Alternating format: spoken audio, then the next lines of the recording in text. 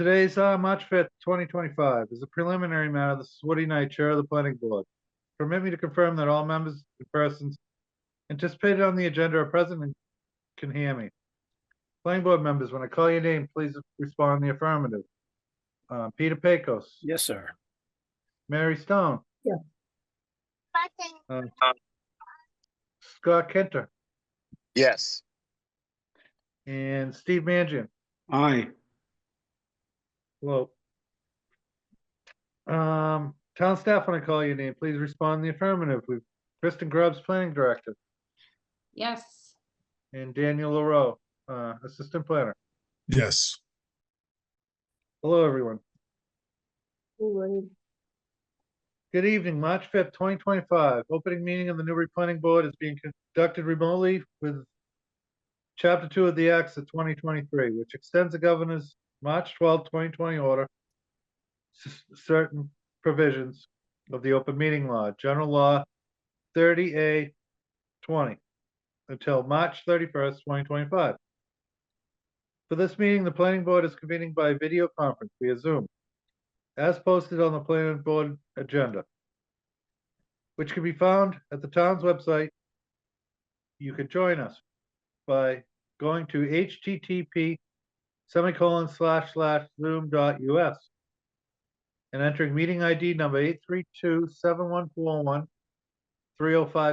passcode 108790, or by calling in 1-929-205-6099 US and entering the meeting ID and passcode when prompted.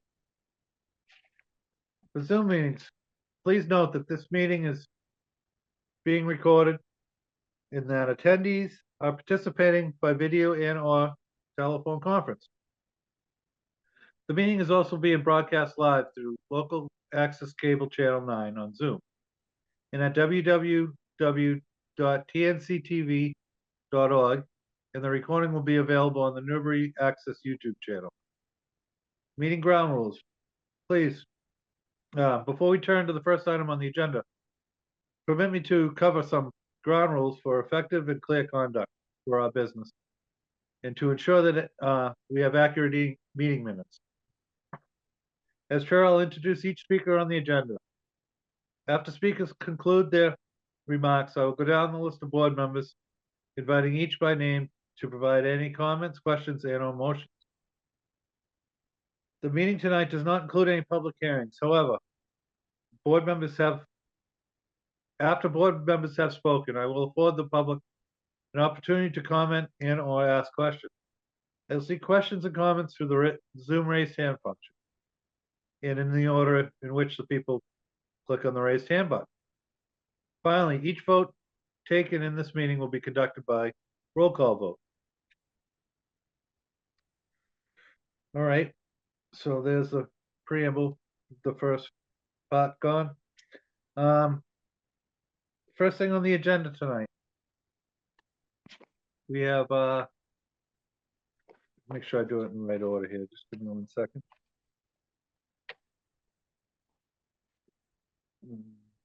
We're gonna go right to old business tonight.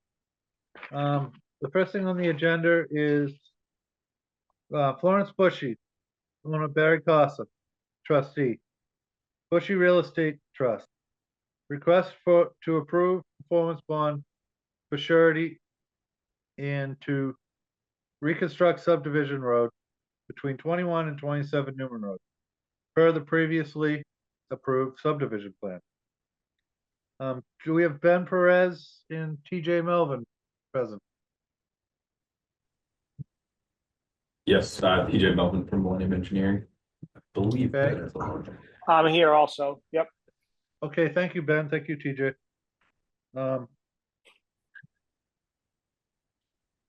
Do you want to, TJ, would you like to give us an update as to where we're at?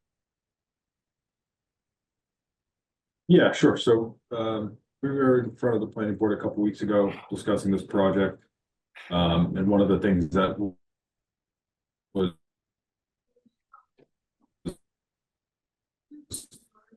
kind of suggested, or so since then we've produced a plan showing the road being widened.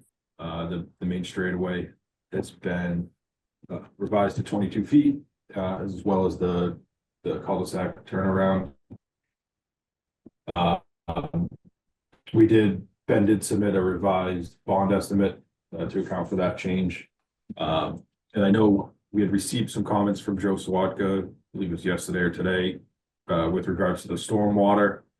So obviously we're adding additional impervious area. It ends up being to pavement. So, you know, it's our opinion, it's such a minimal change that there's really going to be no impact to the stormwater system. But you know, I had commented that, you know, maybe calculations should be provided. So what we're proposing is to account for the additional impervious area. We'll provide a roof drywall on the downspout dwellings. So the footprint of the dwelling itself is, you know, 2 to 3 times larger than the increase in impervious. So our stance would be that, you know, we're essentially going to be reducing the amount of impervious area entering the drainage system by adding in a roof drywall. So we believe that the drainage system as approved is adequate. Woody, if I could, I Yeah, couldn't hear that conversation because it was quite broken up, and I don't know if TJ, if you can try to spin it again and maybe with a different microphone.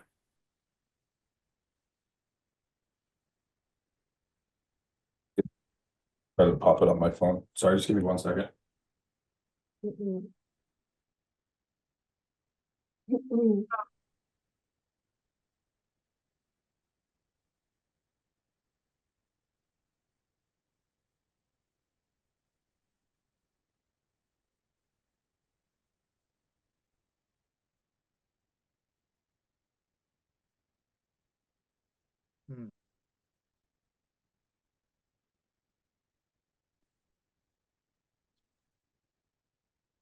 TJ's still with us.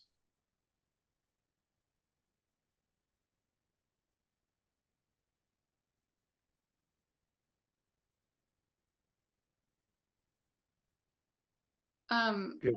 Hi, while Press the we're, vote. while we're waiting for TJ to get back on, it sounded like he might be calling in. I just wanted to see, did all the planning board members get to see Joe Sirwatka's letter? I don't know if it would be worth bringing that up. Because I think part of what TJ was saying, he was also breaking in and out for me, but I think he was responding to the dialogue about how much the widened road will impact stormwater and the drainage system. It sounds like they're proposing a way to ameliorate the runoff of the additional road width. But I just wasn't sure if everyone on the board has been able to see the peer review letter yet. I believe I saw it. Okay, I can't speak for everyone else. Yeah, I saw it. okay, great. So I don't know I'm not sure where TJ if is. Ben or TJ can let us know what the plan is.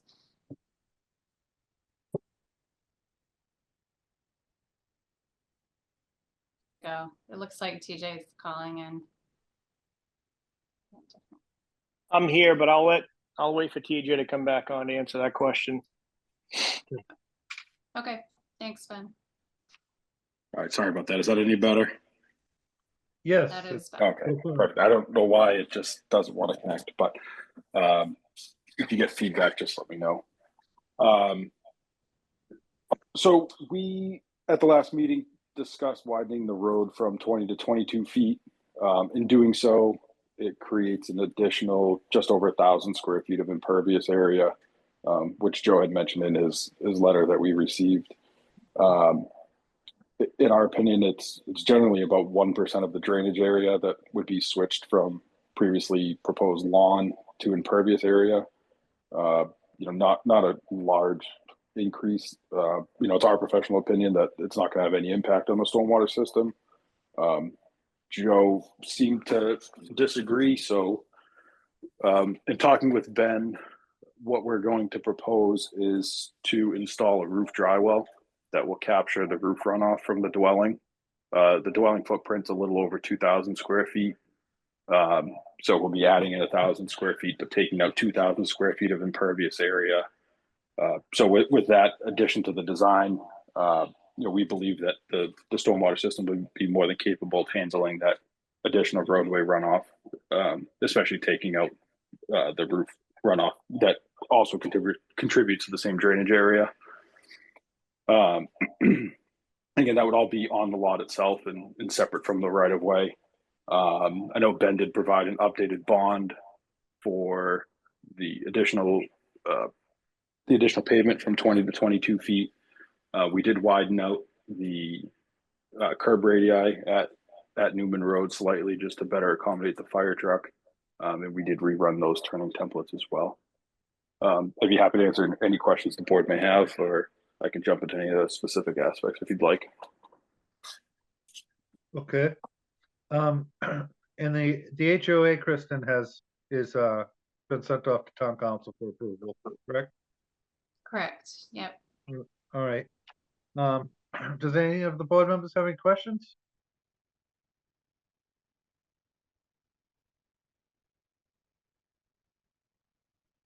Sure, Woody. Yes. So, TJ, what was the final width increase that you did on the roadway? By Newman? We didn't actually widen it. We just kind of rounded out the radii. I don't know if I have the exact. Let me see if he labeled it on here. So before this was, I'm sorry, you're not seeing my screen. Give me 1 second.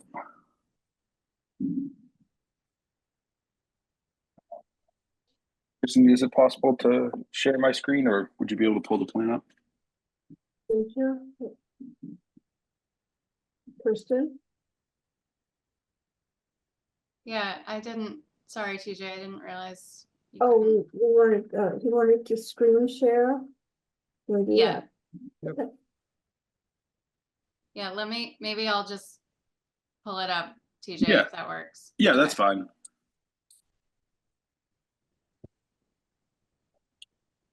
You see it?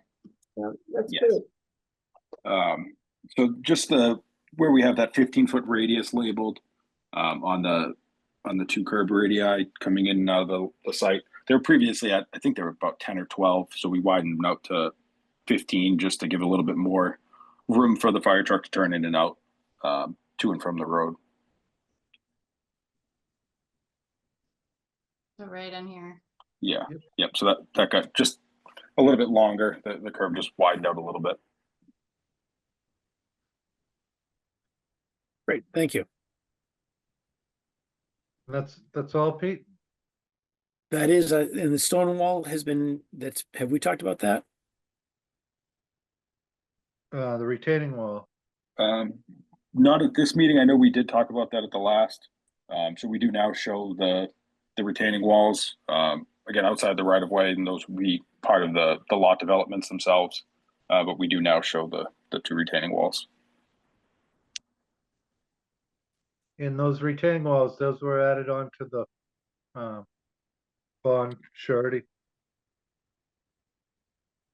Yes, they were. Okay, very good. I saw that somewhere, so I figured I'd mention it. Anyone else have any questions at this time?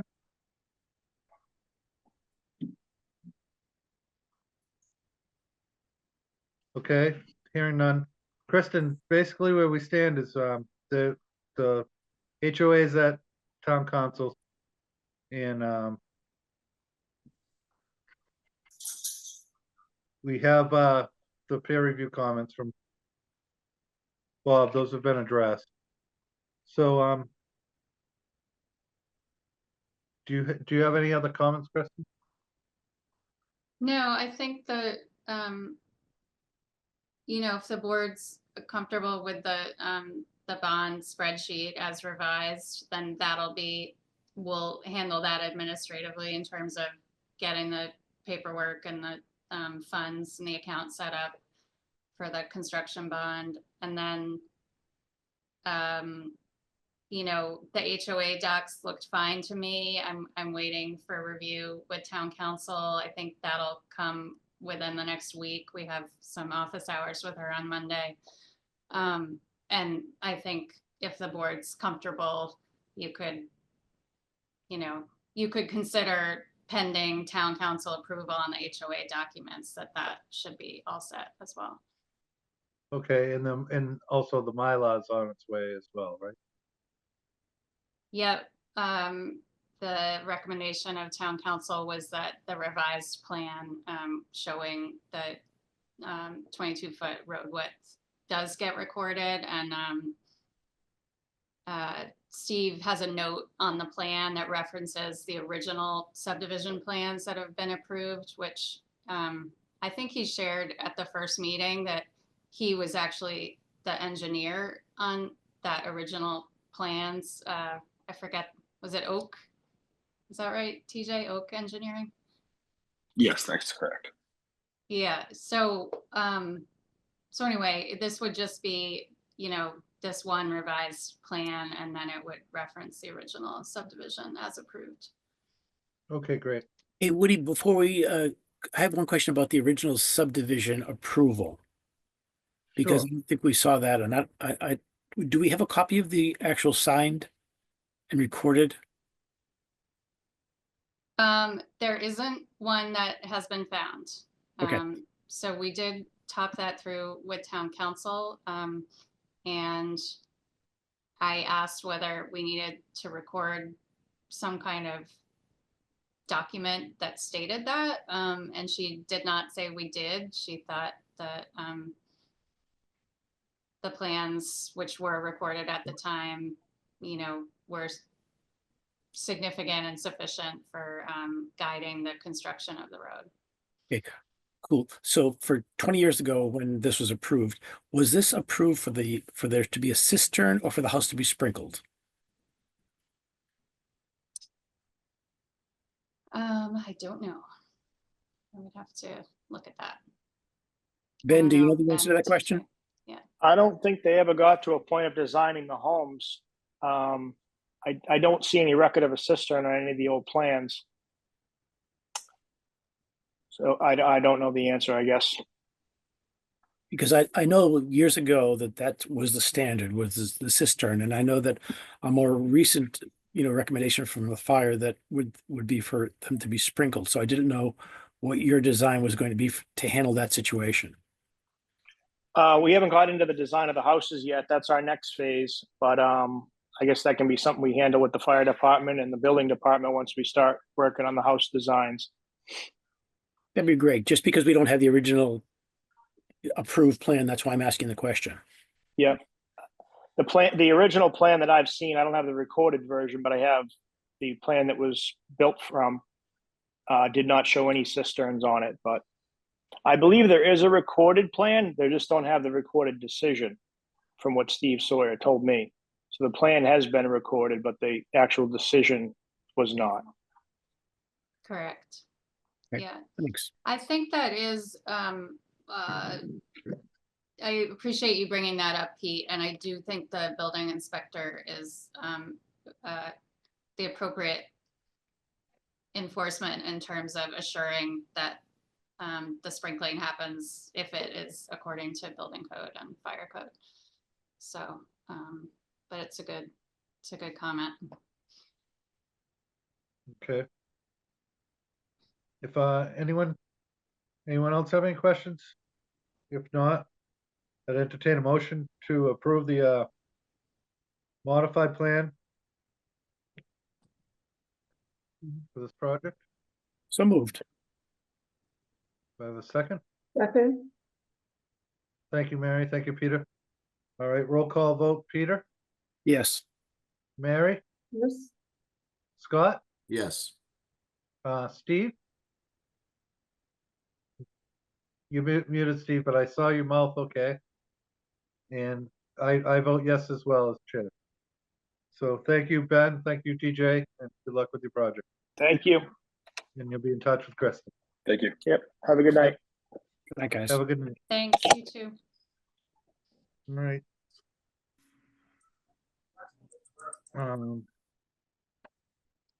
We have to, we just approved the plan just to be safe, I'd entertain a motion to approve, the performance bond estimate for this project as well. Sorry.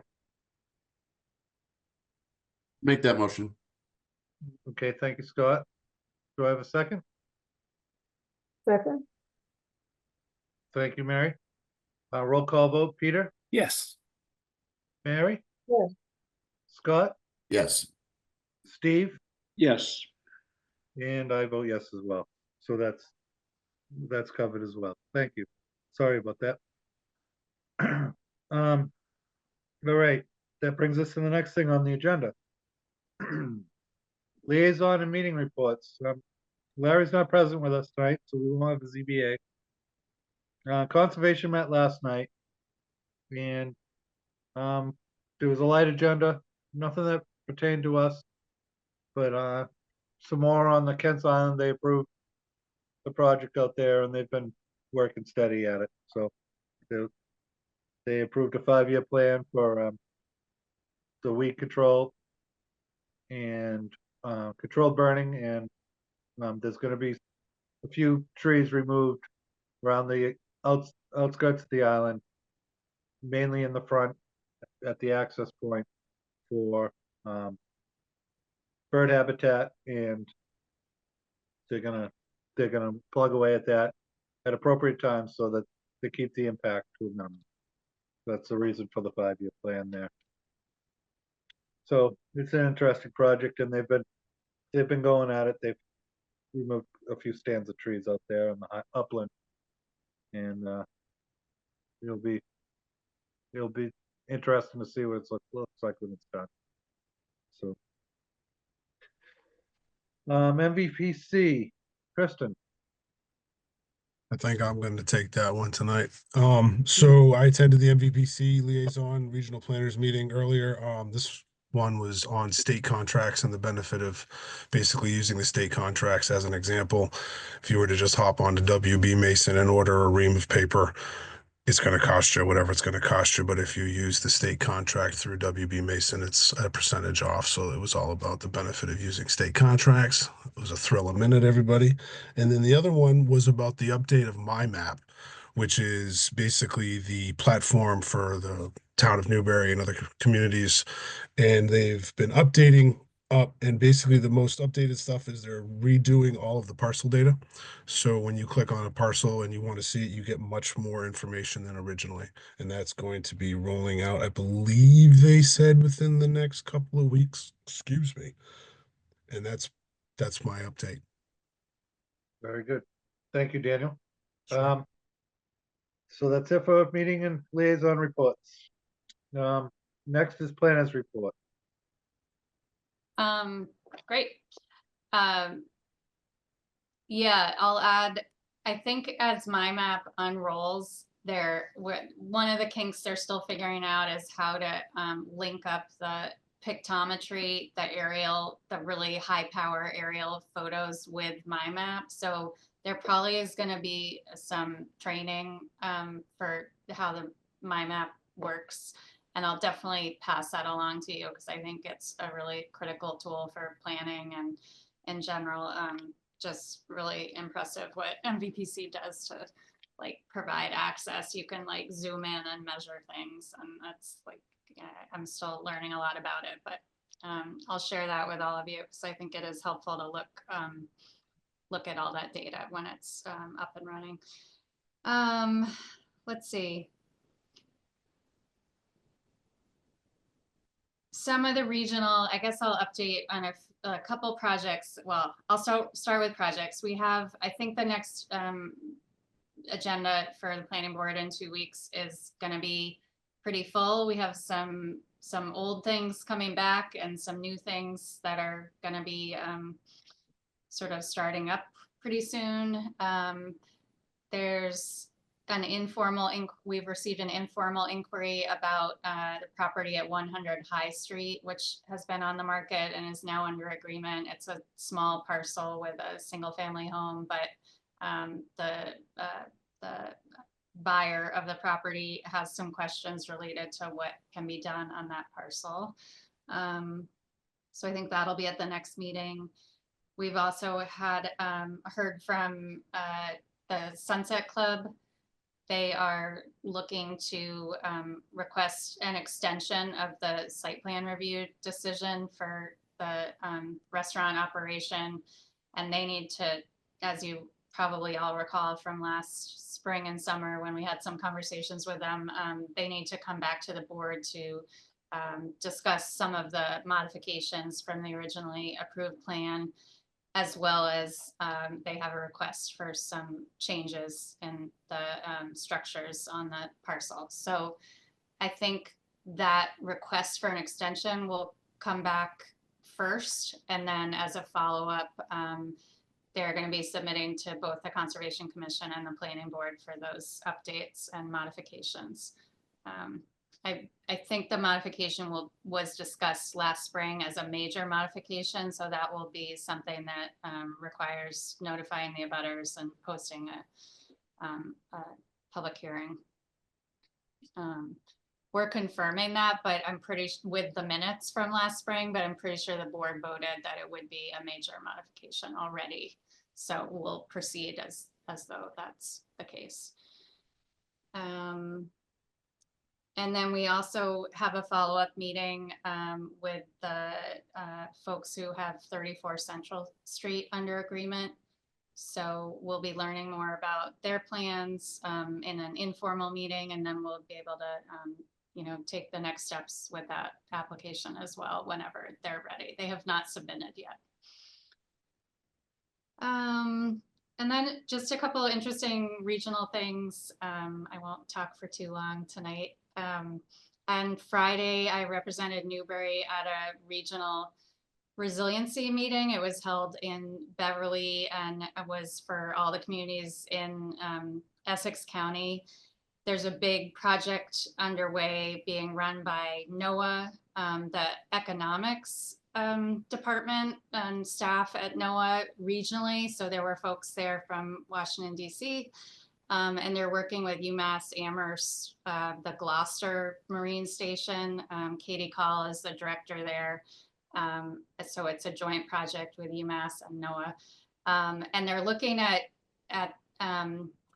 economic data for each community. So using the business data that's available through specialized data sets to look at where the most vulnerable properties are in terms of businesses and employers and employees.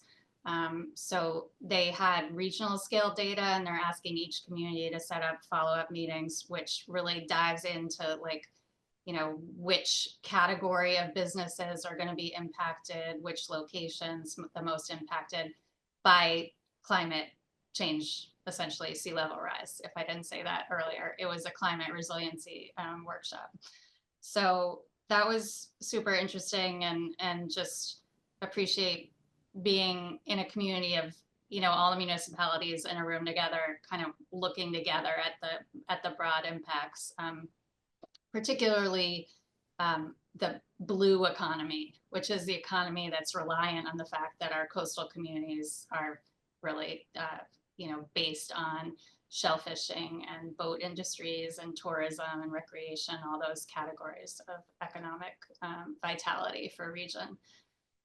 So that was interesting. In addition, I wanted to mention that last spring we applied for a community one-stop grant for the open space and rec plan update project, which the open space committee is working on with the recreation committee, and we were not successful.